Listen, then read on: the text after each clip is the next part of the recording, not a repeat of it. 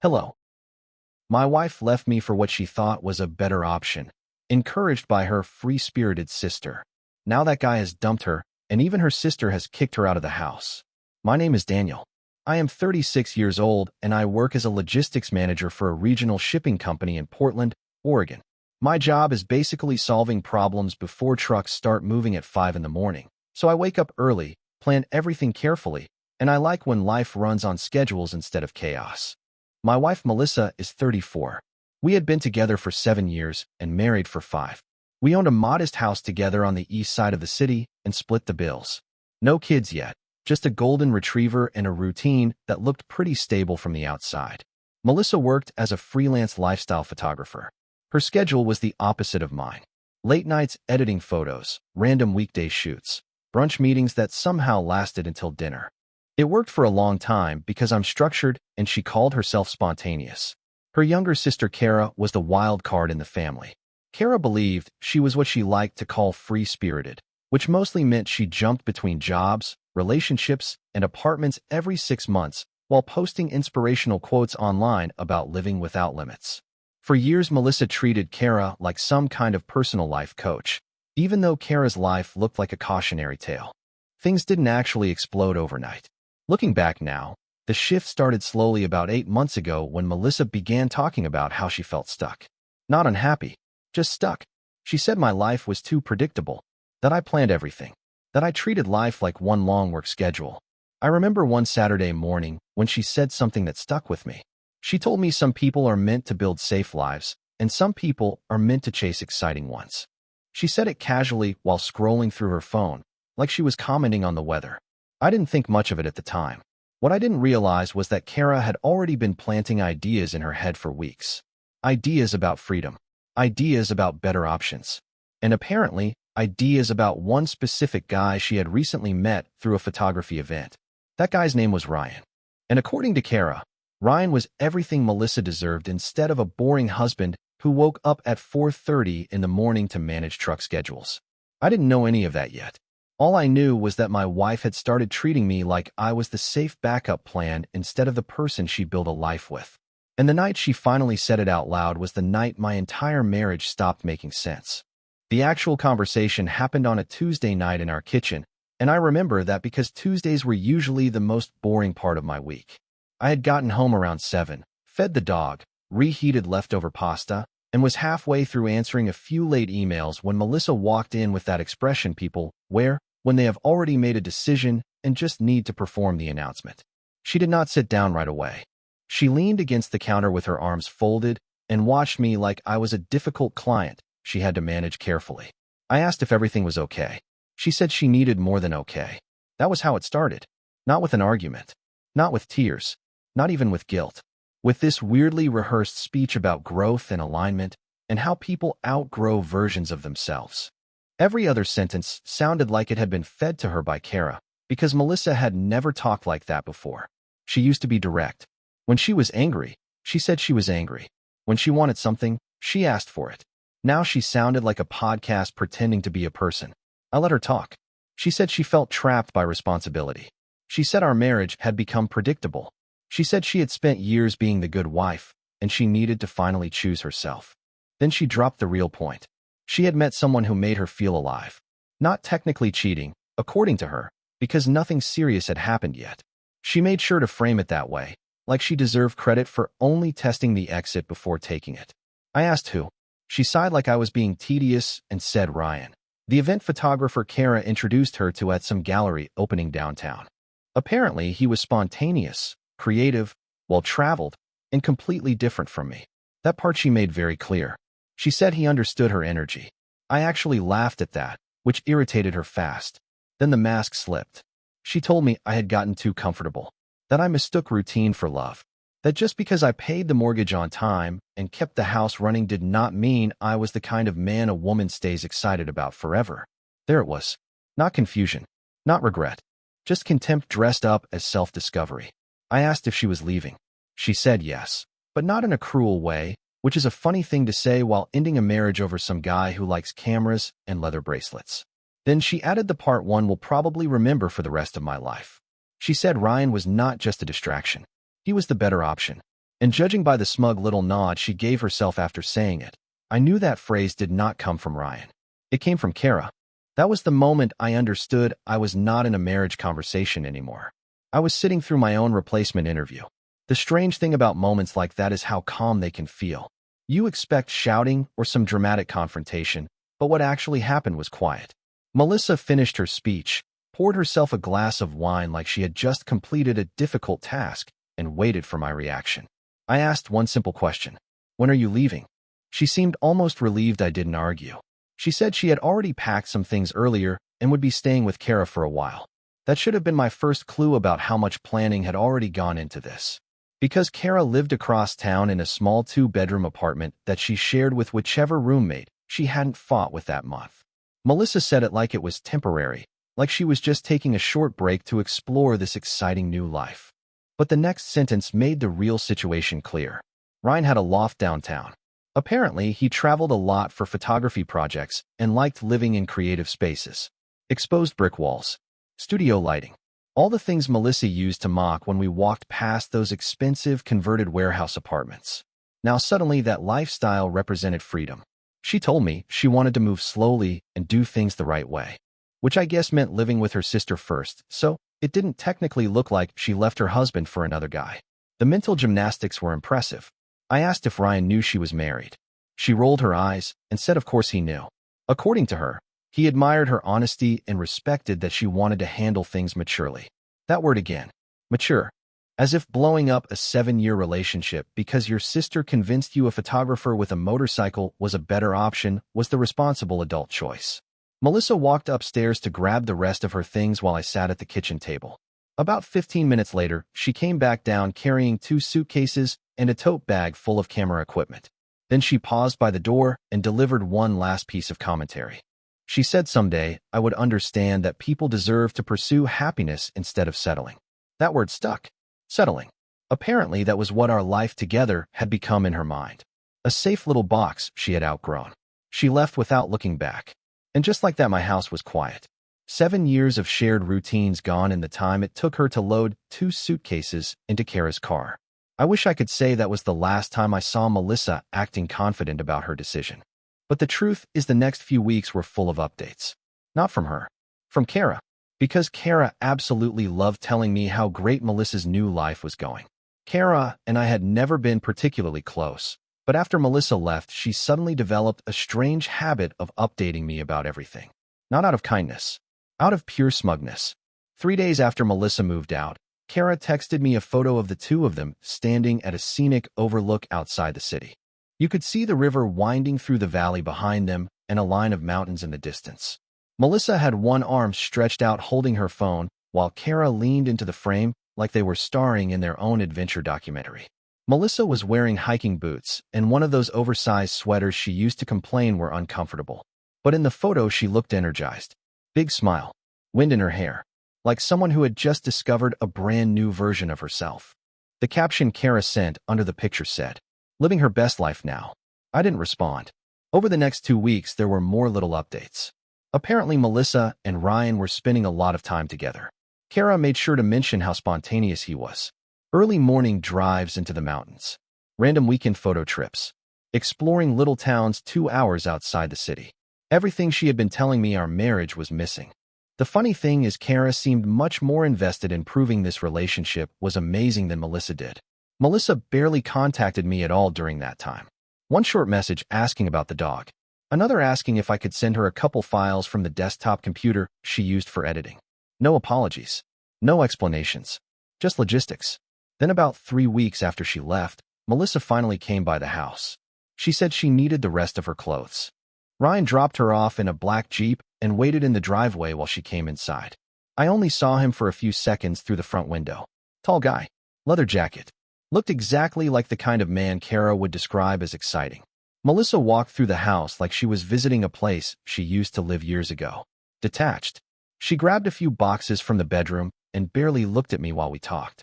But right before she left, she said something that told me exactly how she saw the situation. She said she hoped someday we could look back on this and appreciate that we both deserved partners who truly matched us. Then she smiled in that tight little way people do when they think they've already won. According to Melissa, she had taken a risk and chosen the better life. Ryan was the better option. Those were still the words she used. I didn't argue. I helped her carry the last box to the car. Ryan nodded at me from the driver's seat, like we were two co-workers finishing a shift. Melissa got in the Jeep and they drove off together. At that point, I figured that was the end of my involvement in their story. Turns out it was actually just the beginning. Because about 2 months later, Kara called me late at night, sounding very different from her usual confident self. The call came in around 10:40 on a Thursday night. I almost ignored it because Kara's name on my phone usually meant one of two things. Either she wanted to brag about Melissa's exciting new life again, or she wanted to start some pointless argument about how I had held Melissa back for years. Neither of those conversations interested me anymore. But something about the time made me curious, so I picked up. The first thing I noticed was the tone in her voice. Kara always sounded loud and confident, like someone performing for an audience even when she was just talking on the phone. That night, she sounded different, tired, and a little nervous. She started the conversation in a weirdly cautious way. She asked if I was home. Then she asked if I was alone. That immediately set off alarm bells in my head. Finally, I asked what she actually wanted. There was a long pause before she answered. Then she said Melissa needed a place to stay, just for a little while.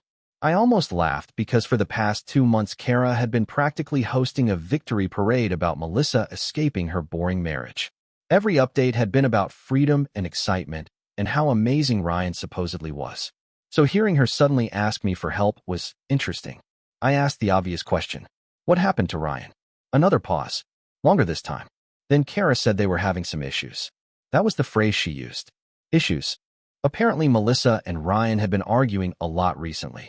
According to Kara, Ryan had a different idea of what a relationship looked like. He liked being spontaneous and independent. Melissa, on the other hand, had started treating the whole thing like a serious partnership, which, from what Kara said next, Ryan did not appreciate.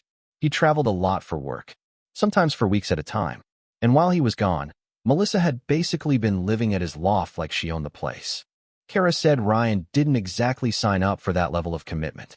Then she dropped the part that made everything click.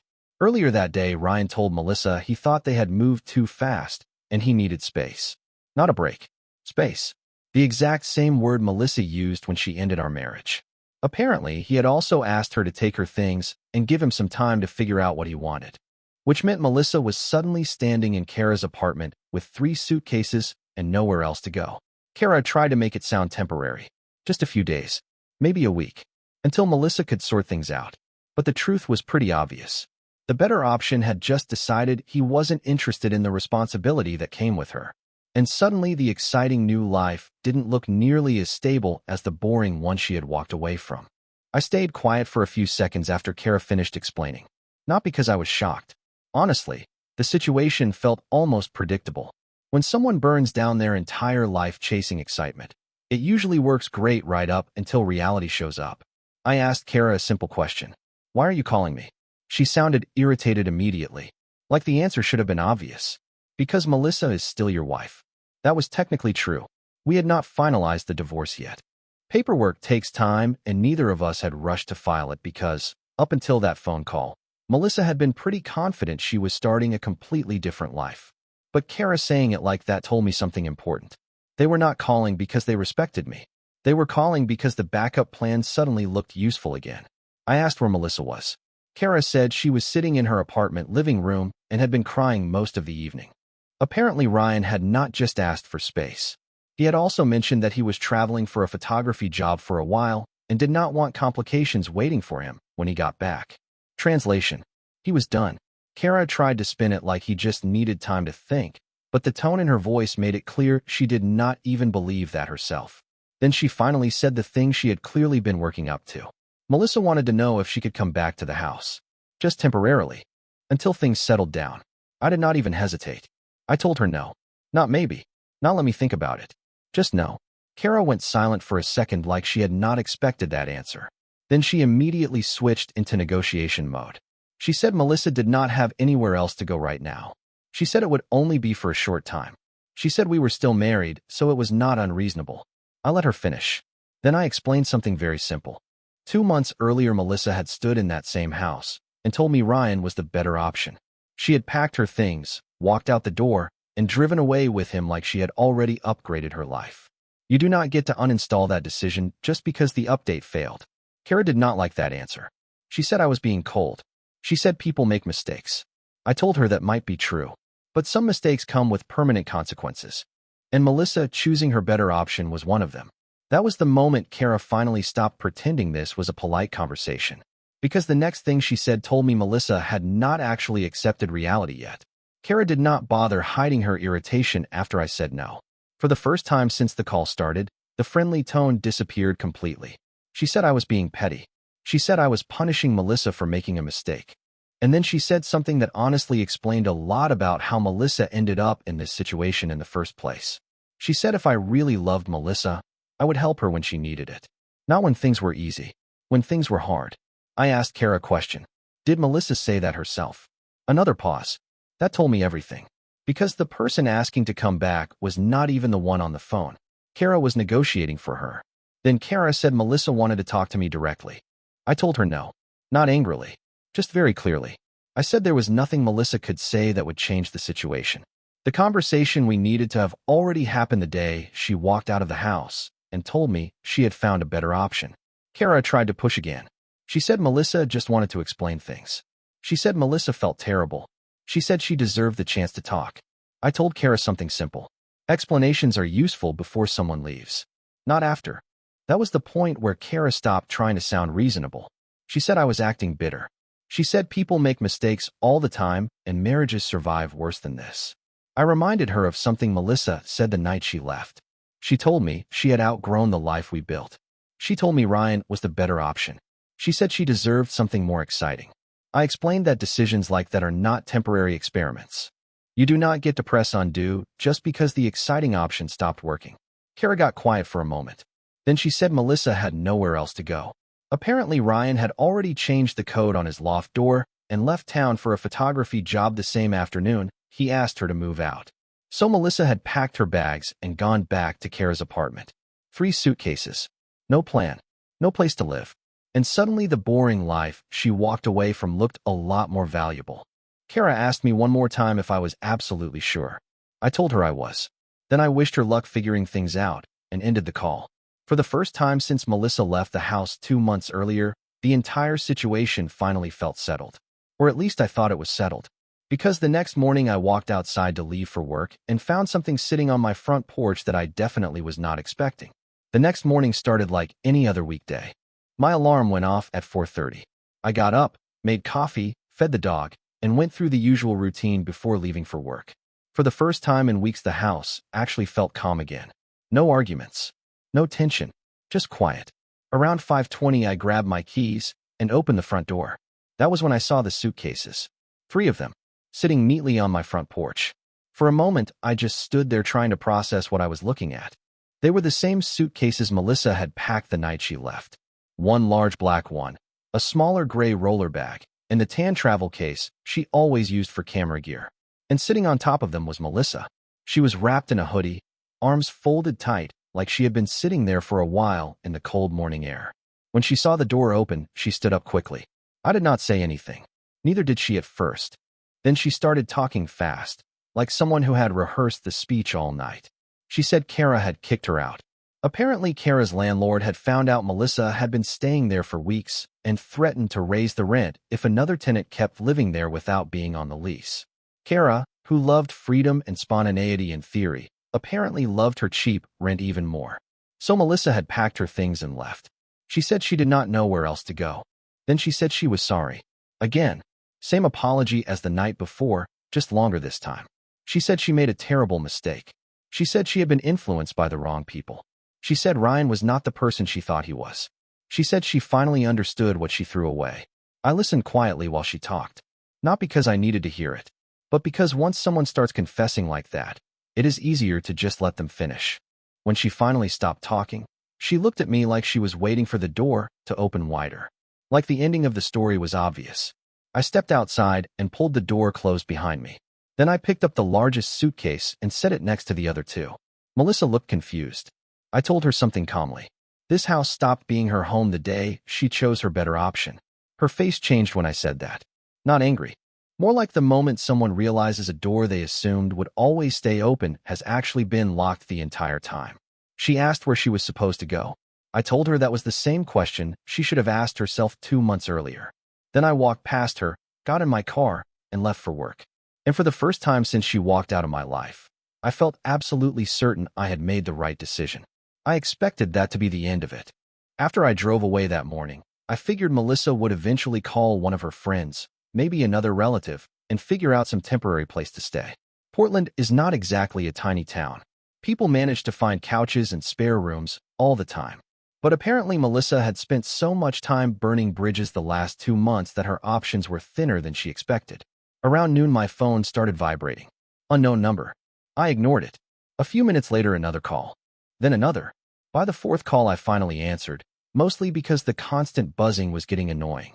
It was Melissa. Apparently, she had borrowed someone's phone. She sounded calmer than she had that morning, but there was a tension in her voice that had not been there before. She asked if we could talk. I told her we had already talked. She said she understood why I was angry. I told her again that I was not angry. That part seemed to confuse her. People expect anger after something like this. Anger at least means there are still emotions involved. What she was hearing instead was something much quieter. Finality. Melissa tried another angle. She said 7 years together should mean something. She said people make mistakes. She said marriages survive affairs, financial disasters, even worse things than what she did. I let her finish.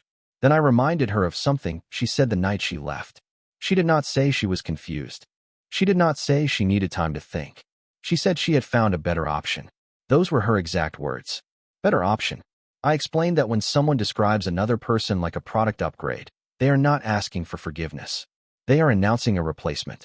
And replacements do not usually get returned to the original store after 2 months of use. There was a long silence on the phone after that. Finally, she asked one last question. She asked if this was really it. 7 years just over. I told her something honestly. 7 years did not end when I closed the door that morning. 7 years ended the moment she walked out of the house believing she had already found something better. Then I hung up. Later that afternoon, while I was finishing paperwork at work, my phone buzzed again. But this time it was not Melissa. It was Kara. And the message she sent made it very clear that Melissa still had not fully accepted the situation. Kara's message came in around 3:15 that afternoon. It was longer than anything she had sent before. The first line already told me the tone had changed completely. She said I was being cruel. According to Kara, Melissa had spent the entire morning sitting in her car, trying to figure out what to do next. Apparently after I left, she loaded the suitcases back into the Jeep Ryan had dropped her off in weeks earlier and drove around the city for hours. No apartment. No plan. Just driving. Kara said Melissa had finally broken down crying in a grocery store parking lot and called her again asking what to do. Reading that message, I realized something important. Melissa had not expected consequences. She had expected a dramatic reconciliation story. The kind where the husband is heartbroken but eventually takes his wife back once she realizes her mistake. Except real life does not always follow those scripts. Kara kept typing. She said I was acting like a robot. She said I should show some compassion. Then she added something that made me laugh out loud in my office. She said if I kept acting this way, Melissa might actually lose everything. I stared at that sentence for a moment. Then I typed back the only response that made sense. Melissa did not lose everything today. She lost it 2 months ago, the moment she walked out of our house and chose what she called the better option. Karen never responded after that. About a week later, I heard through a mutual friend that Melissa had moved into a small studio apartment on the other side of the city. Nothing fancy, just a temporary place while she figured things out. Ryan never contacted her again. Apparently, he posted photos from 3 different countries over the next month like nothing had ever happened. As for me, I finished filing the divorce paperwork not long after. The strange thing is I do not feel angry when I think about it now. Just clear. Melissa wanted excitement. She wanted something better than the stable life we built together. And she found out the hard way that sometimes the thing people call boring is actually the thing holding everything together. The lesson I took from the whole situation is simple. When someone tells you they have found a better option, believe them. Then let them go see exactly how good that option really is. Bye-bye.